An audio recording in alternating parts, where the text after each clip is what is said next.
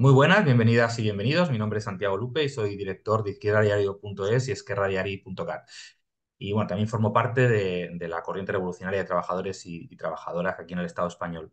Hoy vamos a conversar con nuestra compañera Andrea Datri. Ella es fundadora de la agrupación de mujeres Pan y Rosas hace ya más de 20 años, allí en Argentina.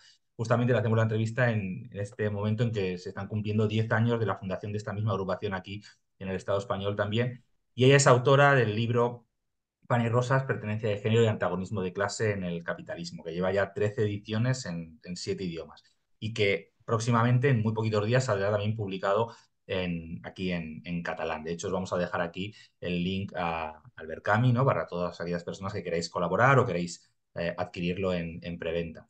Andrea es también dirigente del Partido de los Trabajadores Socialistas y, de hecho, asumirá como diputada por el Frente de Izquierda y los Trabajadores Unidad en la legislatura de la Ciudad de Buenos Aires en diciembre de este mismo año, ¿no?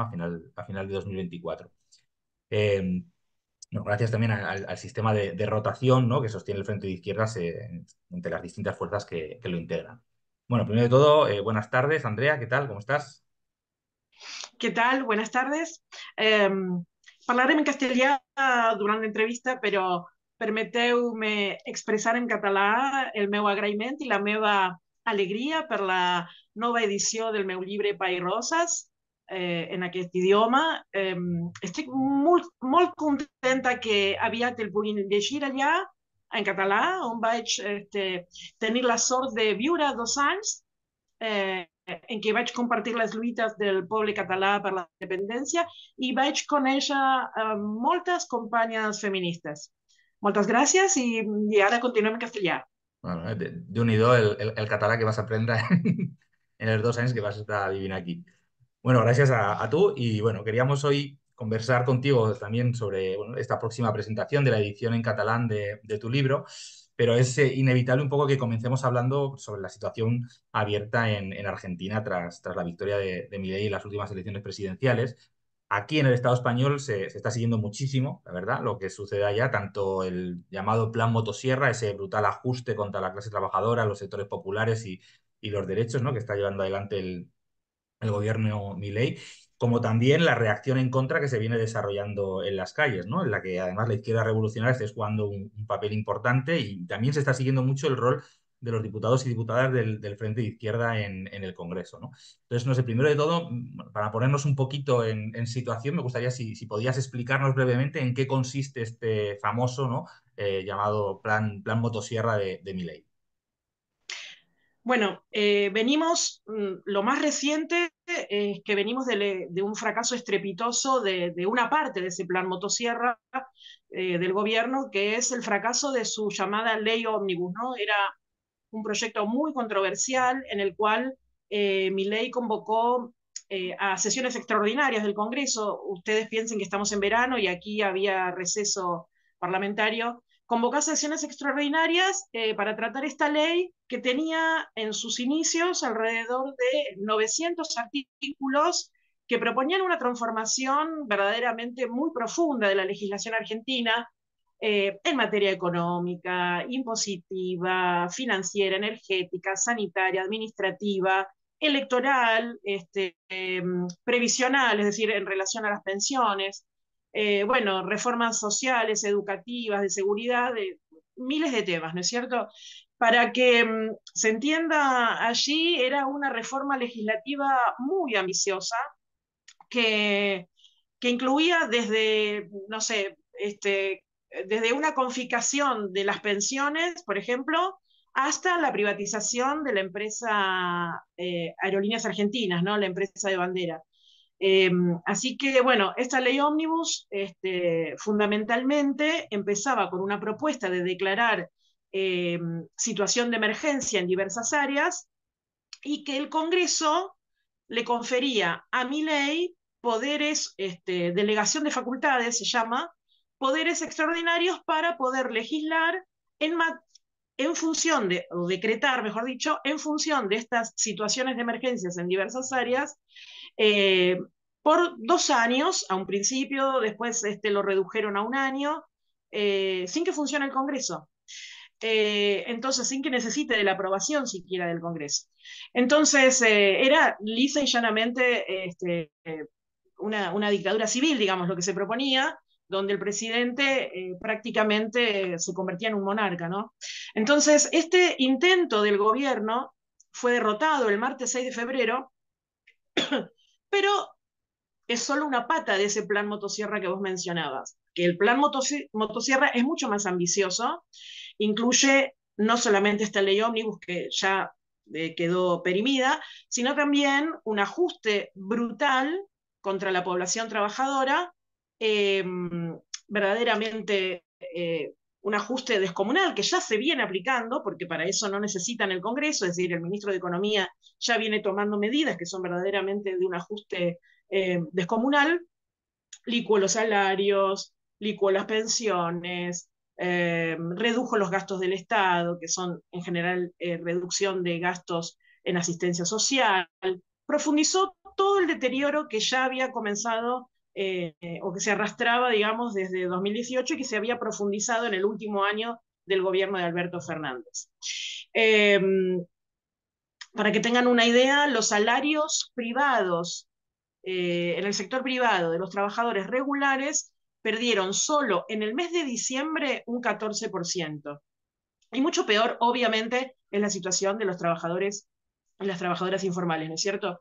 La inflación superó en el último mes el 25%, se especula que va a volver a subir en marzo, sobre todo como en marzo existe el efecto del aumento porque se inician las clases, se inicia el ciclo lectivo escolar y además porque hubo un aumento del boleto del transporte que en el último mes aumentó 250%. Es decir, en 30 días pasamos a tener un boleto del transporte 250% más caro. Entonces, también se anuncian nuevas devaluaciones, no está claro cuál es el panorama, ¿no es cierto? Y bueno, y además de estas medidas económicas y además de esta ley ómnibus, existe lo que no pasa por el Congreso, un decreto de necesidad y urgencia que fue declarado por el gobierno el mismo 20 de diciembre, eh, que deroga otras leyes, como por ejemplo deroga la ley de alquileres. No hay ley de alquileres en este momento en Argentina, es decir, es los dueños, digamos, de las propiedades inmobiliarias hacen lo que quieren, verdaderamente, y borra también de un plumazo, por ejemplo, muchísimos derechos laborales, ¿no? Que eso es algo bastante es lo más perjudicial, si se puede decir, porque afecta a la legislación laboral que todavía y los derechos laborales que todavía se mantienen para la clase trabajadora argentina, ¿no? Así que este DNU, bueno, fue cuestionado, ¿no? por, por la justicia en varios de sus capítulos. El capítulo de la reforma laboral del DNU, del decreto de necesidad y urgencia, fue cuestionado en los tribunales, tuvo varios fallos favorables a la población, digamos, adversos contra el gobierno. Y bueno, actualmente el Congreso tiene que autoconvocarse para definir si lo deroga o lo ratifica, lo habilita, digamos, ¿no? Pero lo que actuó durante este tiempo el decreto es, eh, es acto ya cumplido, digamos, no se puede volver atrás.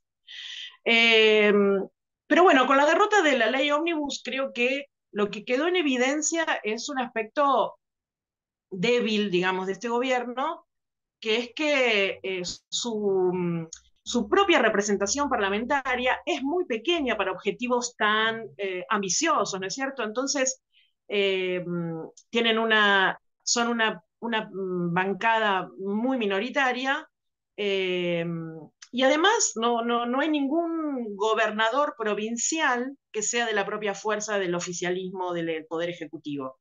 Es decir, en las provincias gobiernan tanto la derecha tradicional como el peronismo, pero no hay ninguna provincia que esté gobernada por la Libertad Avanza, que es la coalición del presidente, ¿no es cierto?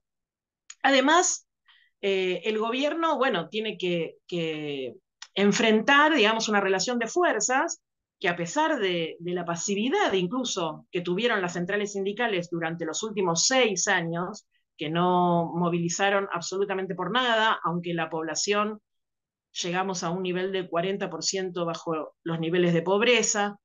Bueno, a pesar de eso, tiene que enfrentar una relación de fuerzas que todavía evidentemente no les resulta posible y bueno, se verá cómo van a hacer para avanzar sobre esa situación.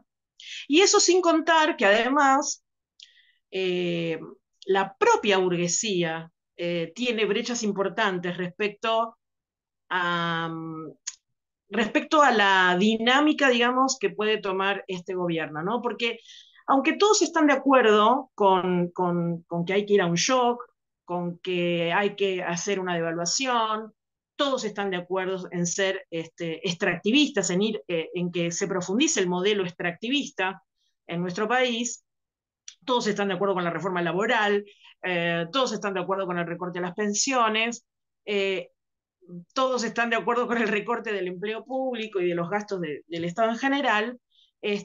También es cierto que cada fracción de la clase dominante pretende que el ajuste recaiga sobre el otro sector, ¿no? Y no sobre el propio. Entonces, eso hizo que este, el gobierno venía aplicando un recorte descomunal en las transferencias del Estado Nacional a las provincias, y entonces en las negociaciones con los sectores colaboracionistas dentro de la oposición en el Congreso, terminó sin conceder nada a estos distintos sectores en pugna y, bueno, eso hizo que obtuviera el voto negativo de algunos diputados que estaban dispuestos a colaborar, pero que su gobernador le dijo, no, mira, no negoció nada el gobierno con la provincia, no nos va a dar los recursos que necesitamos, por lo tanto, votémosle en contra de la ley, ¿no? O sea que hubo también diferentes posicionamientos de los propios sectores de las clases dominantes, ¿no es cierto? Eh, por estas pequeñas diferencias que no son tan pequeñas porque significan recursos, grandes recursos y beneficios para los distintos sectores empresariales de las distintas regiones, pero también para los distintos gobiernos que les, que les permita mantener su propia gobernabilidad en cada provincia, ¿no es cierto? Si no contás con recursos para pagar los salarios a los trabajadores estatales de tu provincia, imagínate que esos gobernadores se encuentran frente a un dilema. Yo te quiero apoyar, mi ley, pero si vos no me mandás los recursos, se me hace muy difícil a mí también sostener la gobernabilidad, ¿no es cierto? Entonces, esos fueron los distintos factores que hicieron que la ley verdaderamente no llegara a aprobarse y terminara como terminó. Hoy por hoy, quienes más sostienen al gobierno dentro de los sectores de las clases dominantes son el capital financiero y sus instituciones como el Fondo Monetario Internacional. Y eso incluye en Estados Unidos tanto a demócratas como a republicanos. Pero esos sectores también le exigen al gobierno que construya algo de volumen político, no sé, algo de lo que hoy carece verdaderamente, que es lo que garantiza que los planes de ajuste se van a poder aplicar sin tener una respuesta de masas, o sea, sin tener una respuesta, ¿no?, de lucha frente a esos planes de ajuste. Entonces, lo que encontramos es que hay todavía como una situación medio como de zozobra o de poca claridad hacia dónde va esta situación, ¿no es cierto? Las últimas rumores así en las noticias es que hay conversaciones de parte del oficialismo entre Milei y el expresidente Mauricio Macri, que representa a la derecha, digamos, más tradicional y más proclive en ir a su ayuda, ¿no es cierto? En ir a salvar al gobierno. Yo diría, digamos, para el público del Estado español que todas las analogías son complejas, pero me tomo la licencia para plantear una cierta analogía entre Milei, que estaría más cerca de lo que ustedes allá conocen como Vox, y Mauricio Macri, que estaría más cerca de lo que sería el ala derecha, el ala más trompista del PP, ¿no es cierto? Digo como para que se hagan una idea.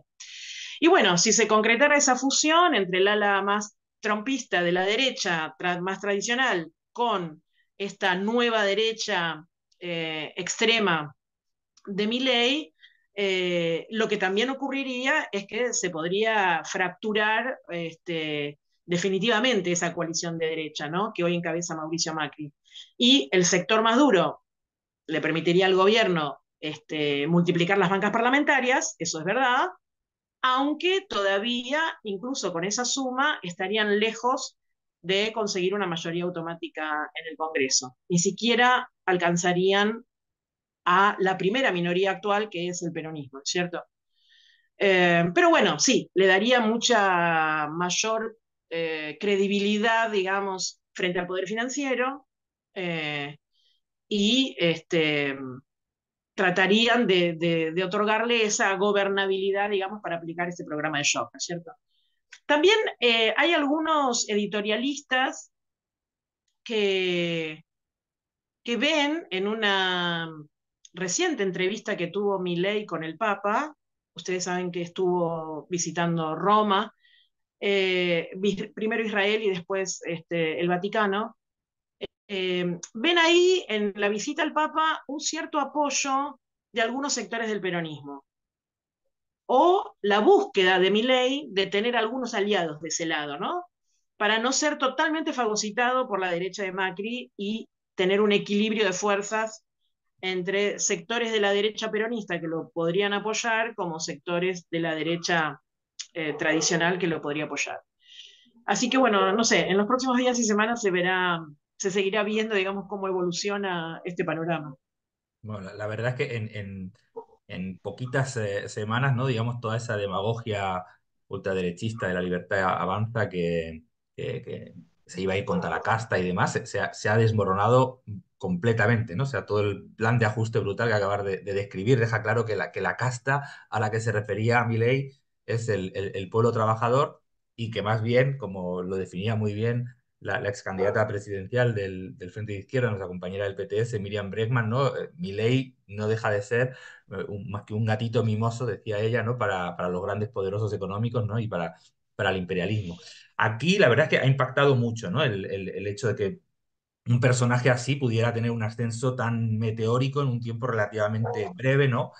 Y que además, bueno, también impacta mucho porque no es un fenómeno exclusivo, digamos, de Argentina, ¿no? Sino que es parte de un fenómeno internacional, ¿no? Y que incluso aquí en Europa tiene un reflejo, ¿no? Tú has mencionado el caso de Vox o de la derecha trumpista aquí en el Estado español, bueno, si vamos a otros países, incluso y seguramente las próximas elecciones europeas que se tienen que celebrar esta primavera, vamos a ver un ascenso, como se han visto en otras elecciones regionales y demás, de formaciones reaccionarias como Alternativa por Alemania u otras formaciones de extrema derecha de distinto signo, ¿no?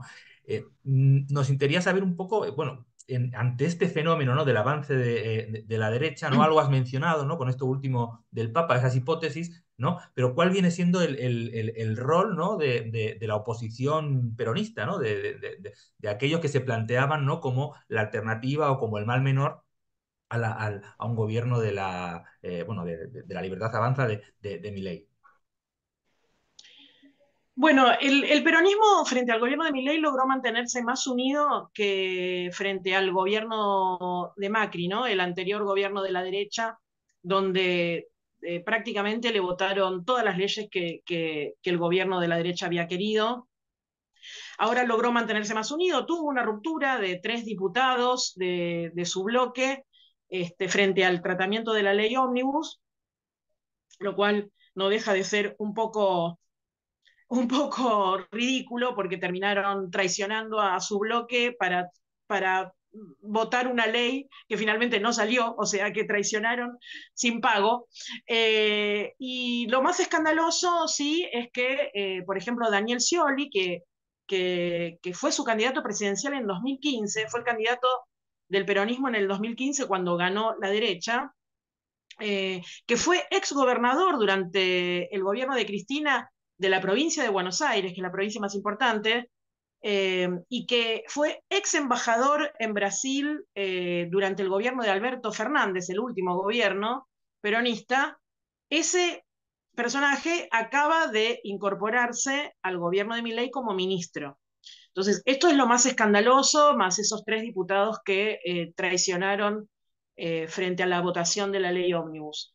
Pero también es cierto que lo que está sucediendo con este gobierno es que Milei se cuida mucho de atacar a Cristina Kirchner, ¿no? Y Cristina Kirchner permaneció en un silencio brutalmente llamativo desde que asumió este nuevo gobierno hasta ayer, que justo, o sea, si hablábamos ayer, te decía, sí, Cristina no emitió ninguna opinión sobre el gobierno hasta ahora. Pero ayer publicó un documento de 33 páginas con su visión sobre la situación. O sea que hasta ayer era silencios y trascendidos, decían que ella opinaba que el paro y la movilización que convocaron las centrales sindicales era apresurado. Eh, en realidad, también la expectativa del peronismo, en un sentido, es que Milei haga el trabajo sucio que también tendría que haber hecho, digamos, un gobierno de Sergio Massa, que era el candidato que perdió frente a Milei, digamos, el candidato peronista, si hubiera ganado. Bueno, seguramente lo hubiera hecho con otros ritmos, con otras formas, con otra profundidad, negociando más con los distintos sectores y no yendo con los eh, de punta, así, contra todo el mundo. Pero recordemos que la propia gestión de Alberto Fernández del gobierno anterior fue de ajuste, o sea, no fue fue de ajuste, fue de aumento de la precarización, fue de caída de los ingresos, eh, lo que aún se agudizó muchísimo más en el 2023 y durante la campaña electoral en la que Sergio Massa era el ministro de Economía y al mismo tiempo el candidato presidencial, y la inflación se disparó al 140% anual, ¿no es cierto? Entonces, ahora, aunque el gobierno de la provincia de Buenos Aires, que es la provincia más grande, más poblada y que concentra los mayores recursos del país, está en manos del peronismo, o sea, el gobernador es peronista, y aunque el peronismo además es la primera minoría, ¿no? Ya había dicho en el Parlamento, la oposición del peronismo se la ve bastante limitada centralmente a lo institucional, no a desarrollar la movilización contra estas medidas totalmente devastadoras de este gobierno, ni mucho menos para imponerle una derrota a su plan.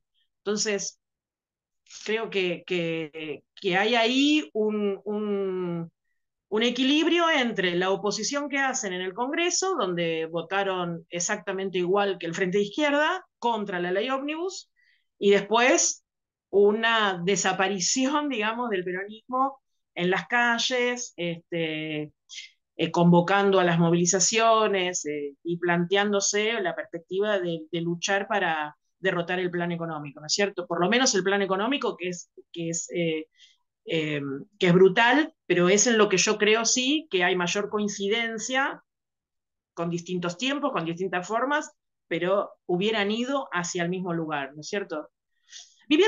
Cuando vivía allá en Barcelona, pude advertir muchas veces, ¿no? Que desde afuera se habla del peronismo como si fuera la izquierda o el progresismo, digamos, ¿no?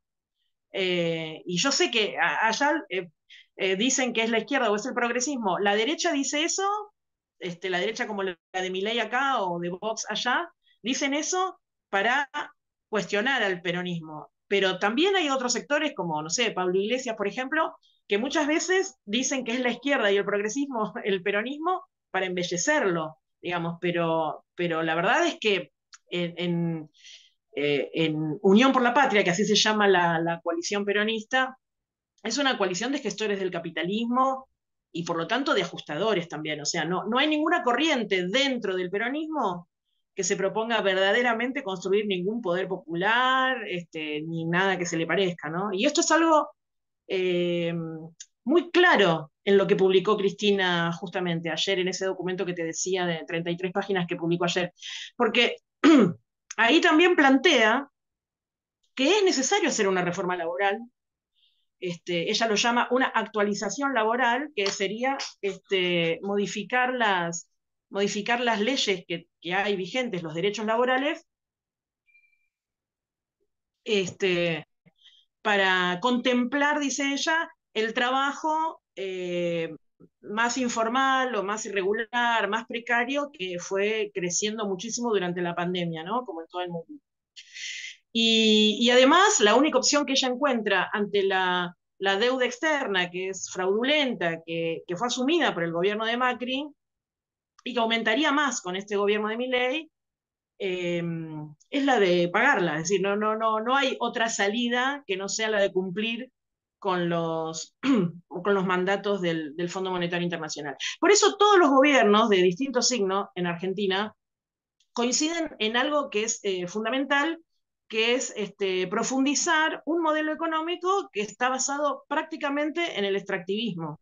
O sea, es extractivismo hasta la médula. Para Sergio Massa, candidato del peronismo, para Milei, candidato de los libertarios, para la derecha de Macri, para todos el modelo, y tienen eso en común, el modelo es un modelo extractivista y porque de ahí salen los recursos para seguir pagándole al Fondo Monetario. Entonces, en esto no hay grandes diferencias, quizás en cómo hacerlo, en cómo implementarlo, pero en el fondo es lo mismo. Hasta Juan Grabois es un referente del ala, podríamos decir, más de izquierda de Unión por la Patria, también repite permanentemente, ¿no? Que la coalición de Unión por la Patria debe mantener unidas a todos sus sectores, a todas sus alas, para ser la base de la oposición a Milei dentro del régimen, es decir, como, como una preparación, digamos, para ir hacia un 2027, digamos, ¿no? Es decir, como,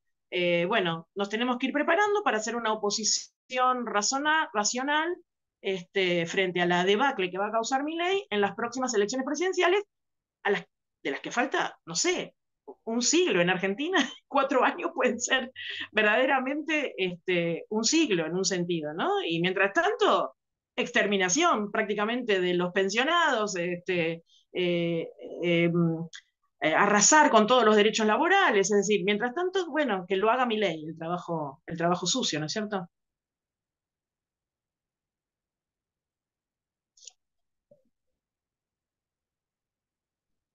Ay, perdón, que se había quedado la cámara.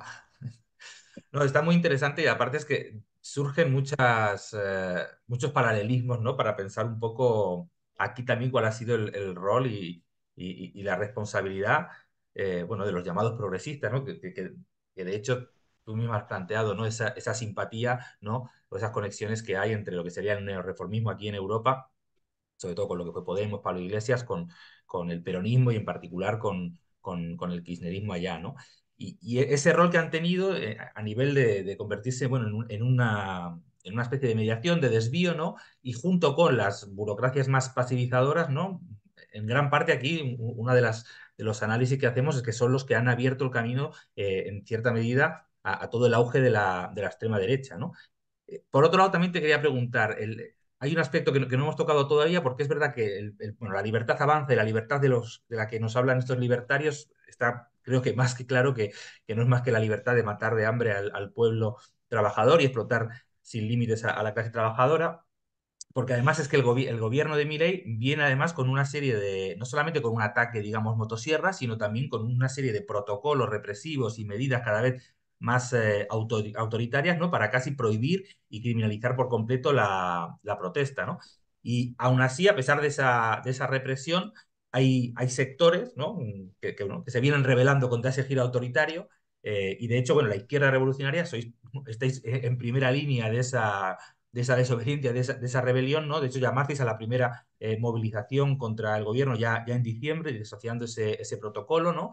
Y en estas semanas, antes y después del paro nacional del 24 de enero, perdón, se han venido produciendo manifestaciones, cortes. Bueno, me gustaría que pudieras explicarnos un poquito más cuál es esa situación en la calle, ¿no? Hasta qué punto ese protocolo está siendo también desafiado, ¿no? Y no está impidiendo que se esté expresando en forma de movilización y de resistencia en la calle, contra el nuevo gobierno. Bueno, mira, el gobierno asumió el 10 de diciembre. En solo 2 meses, entonces tuvimos 2 meses y, no sé, 4 días, 5 días. En solo 2 meses tuvimos el 20 de diciembre una movilización de la izquierda y los movimientos desocupados que desafió el protocolo antiprotesta y más tarde por la noche cacerolazos en todos los barrios de la ciudad de Buenos Aires que confluyeron en el Congreso Nacional, espontáneos. Al día siguiente, más de 15.000 trabajadores y trabajadoras se movilizaron en la ciudad de Rosario, es una ciudad de las más importantes de Argentina. Lo hicieron también junto con otros movimientos sociales. En todo el país se movilizaron becarios y becarias y trabajadores del Centro Nacional de Investigaciones, sería el CONICET, de Investigaciones Científicas, que ayer mismo tomaron, o sea, ese conflicto continuó y ayer mismo tomaron el edificio donde funciona el instituto. El 27 de diciembre se movilizaron decenas de miles frente a los tribunales convocados por la CGT, que fue a presentar su pedido de recurso de amparo frente al decreto de necesidad de urgencia, a los tribunales.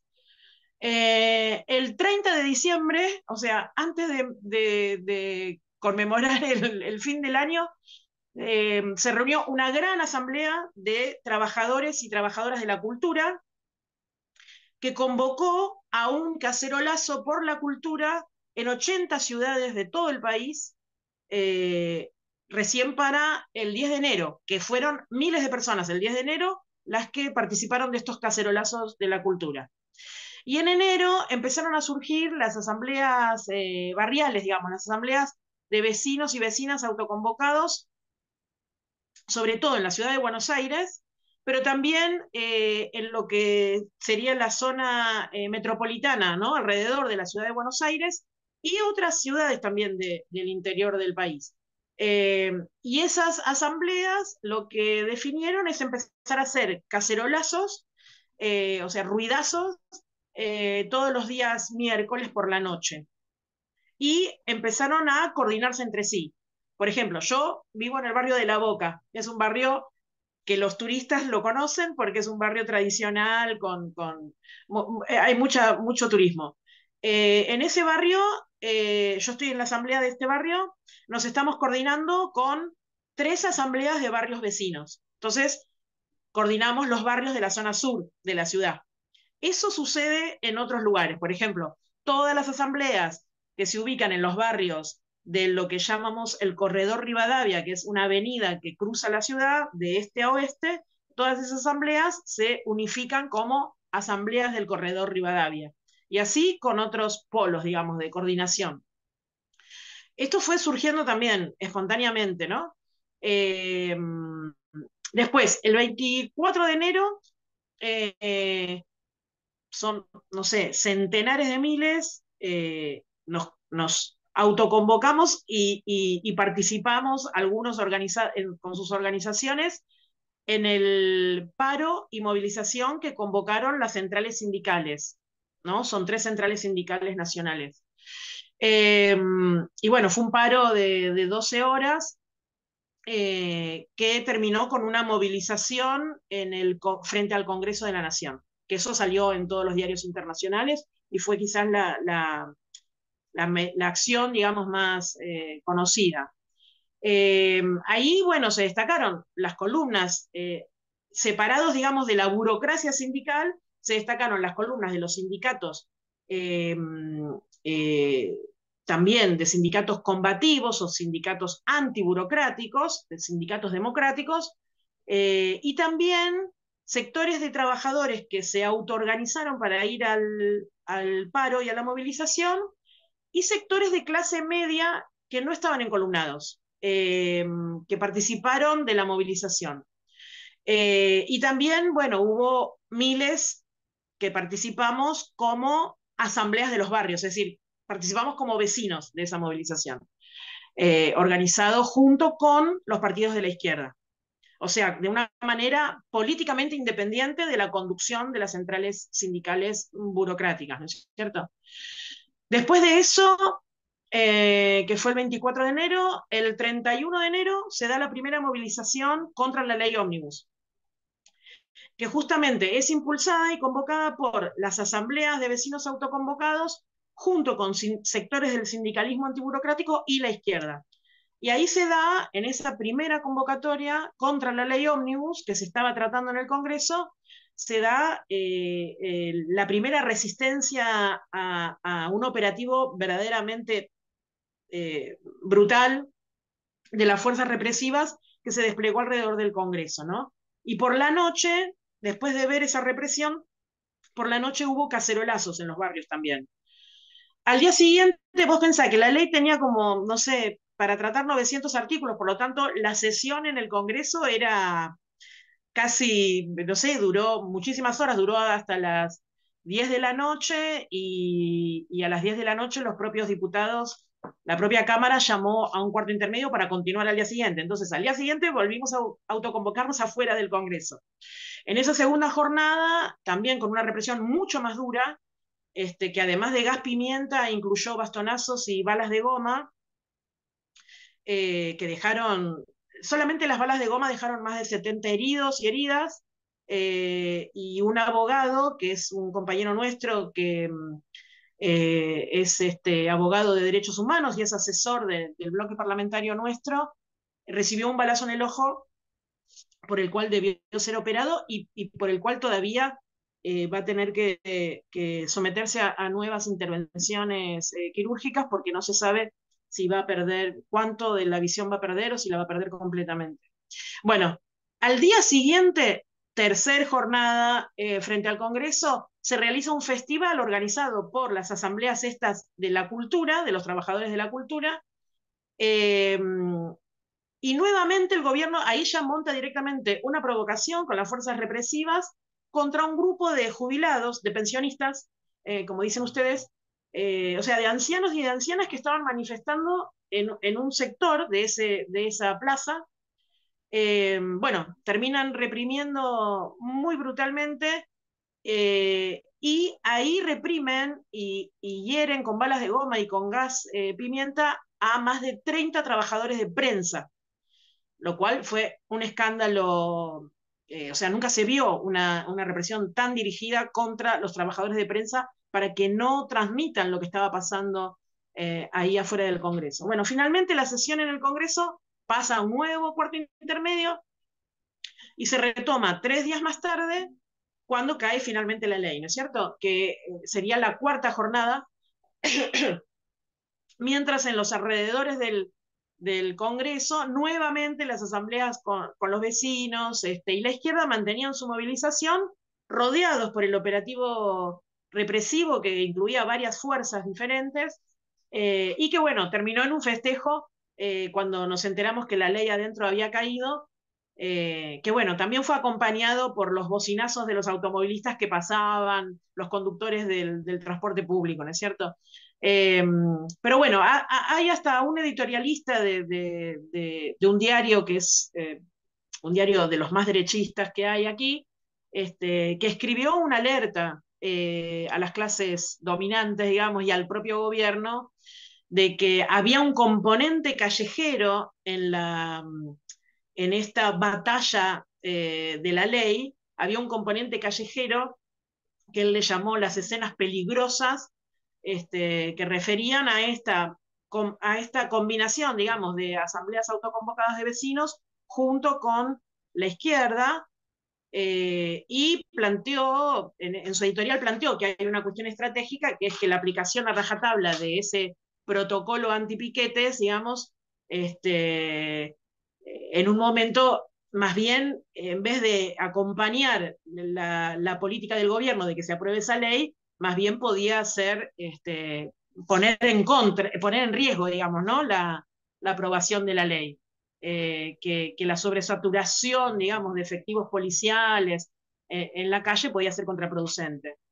Y este periodista les decía esto al gobierno y le decía, bueno, en el terreno político, también como en la calle, digamos, hay fricciones y la fricción constante no es conveniente para los objetivos que se está proponiendo el gobierno. Bueno, en todas estas batallas, lo que fue más, más la ausencia más notable, digamos, fue la del peronismo, ¿no? Así como la presencia de la izquierda junto a las asambleas de vecinos fue también muy evidente para, no solamente para los que estábamos ahí, sino también para los medios que tomaron nota de esta situación. Y bueno, en nuestro caso, me refiero al Partido de los Trabajadores Socialistas, al cual pertenecen 4 de los 5 diputados del Frente de Izquierda en el Congreso, también somos parte de las asambleas, somos parte naturalmente, ¿no? Porque cada uno de nosotros participa, como yo te decía, yo estoy en la Asamblea de la Boca, bueno, cada uno participa en las propias asambleas de los barrios donde vive, eh, y estas asambleas también reúnen o convocan mayoritariamente a trabajadores y a trabajadoras, ¿no? Asalariados, que no cuentapropistas pobres, profesionales independientes, psicólogos, abogados, o trabajadores más precarios, desocupados incluso. Bueno, todo depende del barrio, ¿no? En la zona sur, donde yo vivo, es la zona más pobre de la ciudad, la zona norte es una zona más rica y en el medio hay clases medias, digamos, ¿no?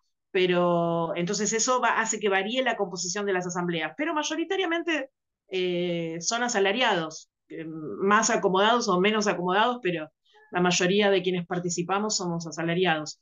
Y además, nuestras compañeras y nuestros compañeros que son trabajadores de la salud hicieron algo junto con estudiantes de las carreras de salud, que fue que durante todas las refriegas que hubo en la plaza del Congreso, con las fuerzas represivas durante varios días, establecieron una posta sanitaria móvil que se encargó de la atención, digamos, de todos los heridos, de todos los afectados por los gases pimienta, de todos los heridos por bala de goma, incluso actuaron haciendo triaje y a los casos más graves, digamos, los derivaron a los hospitales cercanos. Todo eso a puro pulmón, de manera totalmente voluntaria, y verdaderamente se ganaron como un lugar muy querido, digamos, por las asambleas, por los vecinos que estaban ahí, porque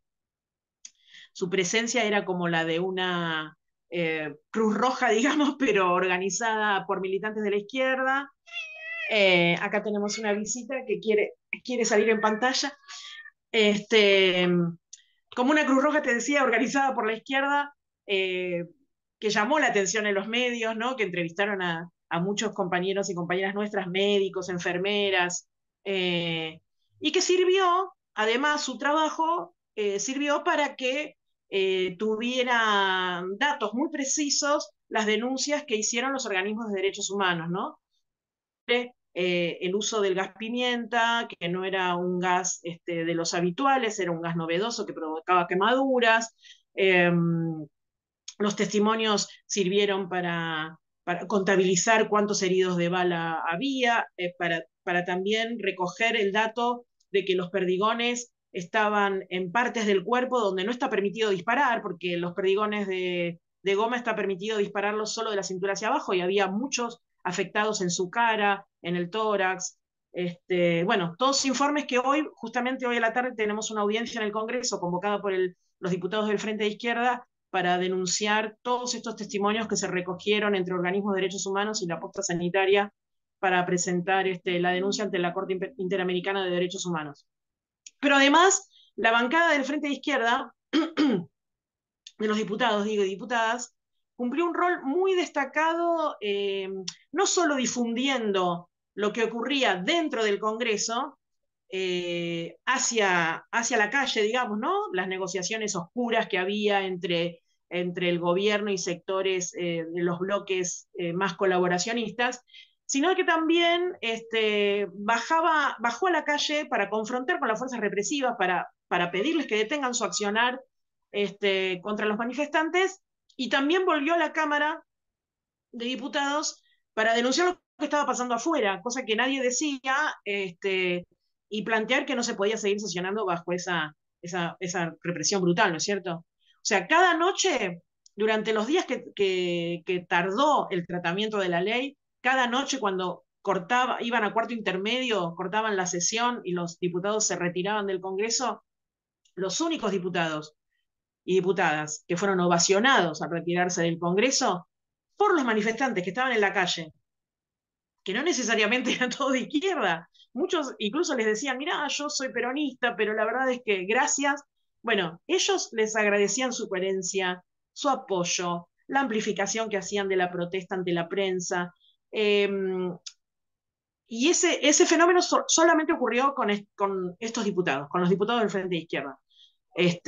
Muy especialmente, obviamente, con Miriam Bregman, que fue la única candidata de la izquierda a presidenta en las elecciones pasadas, y entonces es la más popular y la más reconocida, pero verdaderamente pasó con toda la bancada. Por eso, cuando cayó la ley finalmente, el último día, este, fueron los únicos diputados que terminaron, cayó la ley, cruzaron hacia la plaza, que estábamos todas las asambleas y los movimientos y las organizaciones de izquierda, y fueron recibidos allí, dieron un discurso, contaron lo que había sucedido, eh, y para que tengas una idea, no solamente la escucharon muy atentamente a Miriam Bregman las cosas que dijo, sino que hasta le cantaron el feliz cumpleaños al diputado Nicolás del Caño, que ese día cumplía años, el día que cayó la ley, y las asambleas se reunieron a su alrededor y le cantaron el feliz cumpleaños. Ese era el nivel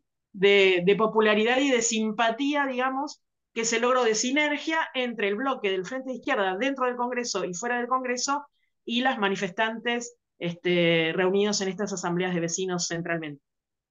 Es muy interesante lo que cuentas, sobre todo para quienes vean esta entrevista desde el Estado español, ¿no? Y que pueden estar siguiendo bastante lo que está pasando en Argentina, ¿no? Pero lo están haciendo obviamente o mayoritariamente a partir de los medios que tenemos aquí, porque aquí tanto los medios que son más del establishment como otros medios que son más progresistas o incluso que están ligados a la izquierda reformista, realmente ocultan por completo no solamente el rol que vienen jugando la militancia y los diputados del Frente de Izquierda, sino incluso estos fenómenos de autoorganización que cuentas, ¿no? Como es el caso de las asambleas vecinales, ¿no?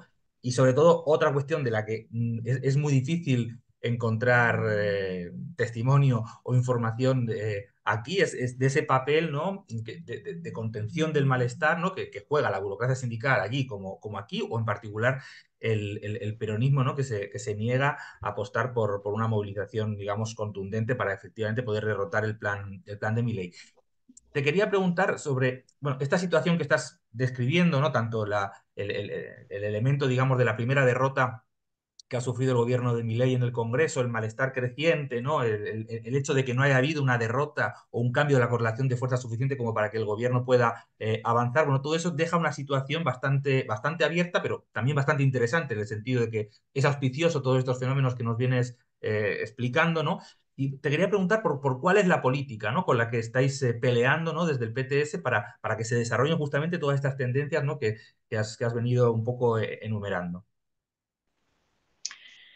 El desafío inmediato es justamente masificar la organización de las asambleas barriales, ¿no es cierto? Y no solamente masificar su organización, sino también plantearse las relaciones entre esas asambleas de vecinos y los lugares de trabajo, los lugares de estudio. Por ejemplo, en el barrio, hay un barrio que se llama Caballito, en la ciudad de Buenos Aires. En ese barrio hay una asamblea de vecinos y vecinas muy numerosa. En ese barrio hubo cortes de luz recientemente y entonces hay otros sectores que se empezaron a involucrar en cortar la calle, reclamar al gobierno de la ciudad, reclamar a la empresa privatizada de energía eléctrica. Y en ese barrio también está justamente la sede de la Facultad de Filosofía y Letras de la Universidad de Buenos Aires, donde los jóvenes estudiantes tienen su propia asamblea de jóvenes estudiantes. Entonces, ellos fueron a la asamblea de vecinos y dijeron, bueno, hagamos un día un corte, un ruidazo, un cacerolazo, donde también nosotros podamos plantear nuestras reivindicaciones de defensa de la educación pública, por ejemplo. Y entonces unir la universidad con su propia asamblea estudiantil, con la asamblea de los vecinos del barrio que conoce a la universidad, a la facultad porque están en el mismo lugar. Nosotros aquí en la zona sur, por ejemplo, hoy a la noche tenemos asamblea de vecinos y una de las cosas que varios vecinos estaban planteando es si no tenemos que unirnos con los trabajadores del ferrocarril, porque uno de los planes del gobierno de Milei es privatizar lo poco que queda estatal de los ferrocarriles y tenemos una terminal muy importante de ferrocarriles en la zona sur. Entonces, combinar los vecinos que ya estamos sin poder pagar prácticamente el boleto del transporte público con las demandas de los trabajadores que se oponen a la privatización de los ferrocarriles y hacer alguna actividad conjunta. Ese tipo de relaciones creo que es lo que nos tenemos que proponer que se desarrollen cada vez más, ¿no es cierto? Y bueno, toda organización que surja en realidad desde abajo, ¿no? Como también los movimientos culturales que te decía antes. Los ataques económicos contra la población yo creo que van a empujar también a que surjan más conflictos, ¿no? Por salario, contra el aumento de tarifas. Es muy probable que sigan sumándose conflictos en el próximo periodo. No que decaiga, sino que todavía crezca la conflictividad en el país. Y también, como te decía al principio, van a empezar las clases en marzo. Y eso seguramente va a expandir la influencia de las asambleas barriales hacia las escuelas, hacia las universidades. Nosotros alentamos, digamos, todas las tendencias hacia la formación de comités de acción, de instituciones que desde abajo, digamos, unifiquen y coordinen los diversos sectores que están en lucha y que apunten también a quebrar la resistencia de sus propias burocracias, ¿no es cierto? Que más bien tienden a lo contrario, tienden a mantener divididas los distintos sectores y las distintas luchas. Entonces, en última instancia, apuntamos a constituir en perspectiva, ¿no es cierto? Todo lo que apunte a constituir un doble poder frente al Estado capitalista. Y esto inevitablemente es, se hace, digamos, en lucha política contra otras tendencias que intervienen en sentido contrario, como el peronismo, por ejemplo, ¿no? Que postula que no hay que movilizar y que más bien lo que hay que preparar es una candidatura por arriba, definida por ellos para el 2027. O incluso también con otras tendencias políticas con las que no somos adversarios, compartimos las movilizaciones, compartimos las luchas, pero más bien prefieren quizás que las coordinaciones se resuelvan más por arriba también, entre las direcciones de los distintos partidos de la izquierda, entre las direcciones de los sectores sindicales que están actuando, que son más combativos, y y no en el desarrollo, digamos, de la participación y la coordinación democrática por abajo, con asambleas que voten sus resoluciones, sus delegados, que sus delegados participen con mandato de las coordinaciones, que sean revocables, que sean rotativos. Hoy el proceso, por supuesto, que es muy incipiente, ¿no es cierto? En la ciudad de Buenos Aires igualmente hay casi 30 o un poco más quizás de asambleas ya. Pero bueno, el proceso es incipiente. Pero para nosotros lo que es importante es señalar esta novedad y esta potencialidad que ya se está expresando en estas organizaciones asamblearias y estas tendencias también a confluir y a coordinarse entre sí que tienen las asambleas, la posta sanitaria, la Asamblea de la Cultura, algunos sindicatos antiburocráticos, la izquierda, los centros de estudiantes. Y es importante porque en esta fusión que se da, en la lucha se da naturalmente contra el gobierno, en la lucha contra el gobierno, las asambleas de vecinos pueden ayudar incluso a que se desarrollen más tendencias antiburocráticas en los sindicatos, que surjan más sectores combativos en los centros estudiantiles, que bueno, en su mayoría hoy son, los centros de estudiantes, por ejemplo, son aparatos que brindan servicios a los estudiantes, pero son ajenos a las luchas sociales, ¿no es cierto? Yo creo que esa confluencia puede ayudar a que surjan más tendencias democráticas por abajo, a la coordinación y a que surjan tendencias más combativas. Si se profundiza ese camino, sí se podrían preparar, digamos, las condiciones de una verdadera huelga general política, es decir, una huelga que se proponga verdaderamente derrotar al gobierno de Milei y a sus fuerzas represivas, bueno, que ponga en cuestión el poder de los capitalistas y que avance, digamos, en la perspectiva de una lucha por un gobierno de los trabajadores. Bueno, pero eso todavía es más música del futuro. Hoy todavía es un proceso incipiente. El primer paso para que ese futuro sea posible alguna vez es convocar a todos los votantes y simpatizantes del Frente de Izquierda y no solo a sus militantes activos a ser parte de la construcción de este proceso, de estas asambleas, junto a sus vecinos, invitando a sus compañeras y compañeros de la facultad, de compañeros de trabajo, para impulsar estas luchas que son luchas contra los tarifazos, contra el decreto de necesidad de urgencia y contra todo el plan de conjunto, ¿no? Del plan del gobierno.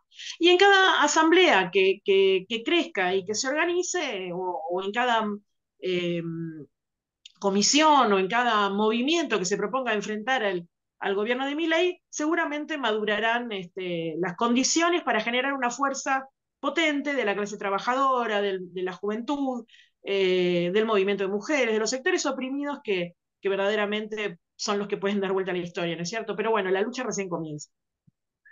Bueno, antes de acabar, sí que, bueno, te quería hacer una última pregunta, ¿no? Porque recientemente, bueno, llegó la noticia, ¿no? De que había una diputada del bloque de Milei que justamente había presentado un proyecto de ley para derogar el derecho al aborto y volverlo a incluir dentro del Código Penal como un delito penal, ¿no? Y te quería preguntar justamente, bueno, porque estamos hablando de Argentina, ¿no? De uno de los países que ha sido epicentro, ¿no? De la última gran oleada de movilizaciones feministas a nivel internacional, con todo lo que fue la marea verde, con la conquista justamente de este derecho, ¿no? ¿En qué punto está esta cuestión? ¿En qué punto está el nivel de ataque del gobierno en este terreno? Y bueno, ¿cómo se encuentra también el movimiento de mujeres en Argentina en este momento y la perspectiva más inmediata, ¿no? Que es la próxima jornada internacional de movilización, que es del 8 de marzo, ¿no? Bueno, ¿con qué perspectiva estáis tomando, digamos, esta lucha en general y en particular la jornada del 8 de marzo?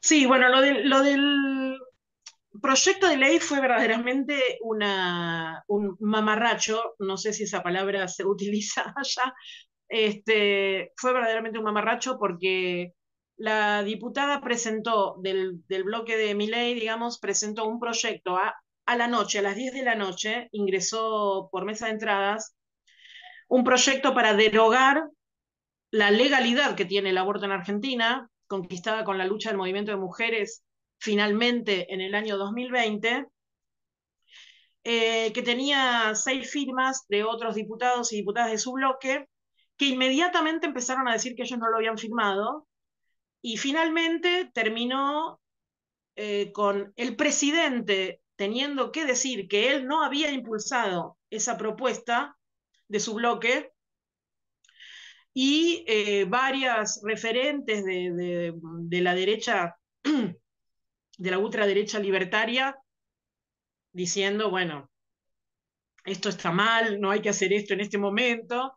Y terminaron entonces retirando las firmas y quedó solamente el proyecto con la firma de la diputada que lo escribió y que tuvo que reconocer que sus compañeros no habían firmado su proyecto, sino que bueno, que ella había puesto las firmas, o sea, una cosa que es totalmente, además de no respetar las formas, es casi está al borde de lo antirreglamentario, digamos, de lo ilegal, digamos, la forma en que presentó ese proyecto. Bueno, finalmente eso no pasó nada, pero bueno, yo en algún momento que tuve que exponer en el Congreso como invitada para argumentar, en mi caso, en contra de la ley Omnibus, en unas audiencias públicas que se hicieron, una de las cosas que planteé fue esta. Fíjense que el proyecto de la ley Omnibus tenía 900 artículos que modificaron cientos de leyes argentinas, pero no tocaban ni la ley de matrimonio igualitario, ni la ley de identidad de género, ni muchísimo menos la ley que permite la interrupción voluntaria del embarazo en Argentina. Y entonces yo ahí decía algo que todavía sostengo, que es que no es que no quieran derogar la legalidad del aborto, obviamente que la quieren derogar. Son ultra reaccionarios, son profundamente misóginos y patriarcales, y, y obviamente que se preparan en esa perspectiva ganando, tratando de ganar adhesión popular, ¿no es cierto? Pero pero que sean de derecha no quiere decir que coman vidrio. Y verdaderamente saben que en los últimos años en la Argentina, durante 6 años las centrales sindicales no llamaron ni a una sola movilización, cuando el gobierno peronista nos hundió en la pobreza y nos hundió en la situación en la que arrancó este gobierno, y permitió incluso que este gobierno ganara justamente por eso, el único actor político que ocupó las calles fue el movimiento de mujeres.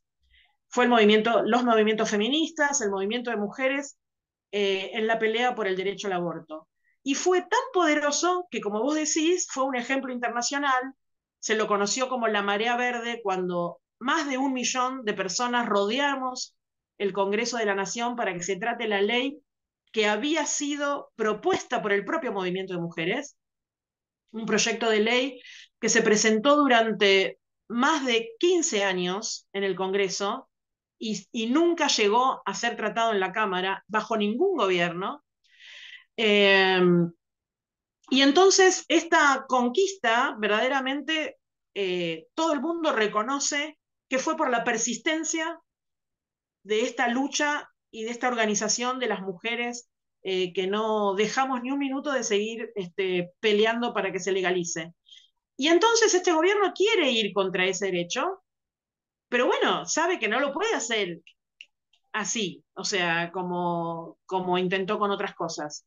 Entonces, bueno, yo creo que la situación es todavía es de amenazas del gobierno contra nuestros derechos y es de batalla cultural, ¿no? Es una batalla ideológica, cultural, que están emprendiendo en redes sociales, que no se cansan de repetir, pero todavía saben que no pueden ir tan de frente, digamos, a quitarnos aquello que conquistamos con nuestra lucha y que vamos a defender, lo conquistamos en las calles, lo vamos a defender en las calles. Y por lo que me preguntabas del movimiento de mujeres frente al 8 de marzo, ayer vengo justamente de tener ayer participar en una asamblea de organizaciones feministas que siempre nos reunimos para preparar, para coordinar las acciones importantes, como el 8 de marzo y otras fechas, y llamativamente fue una reunión que tenía 5 veces más participantes que lo que fueron las reuniones de los últimos años, ¿no es cierto?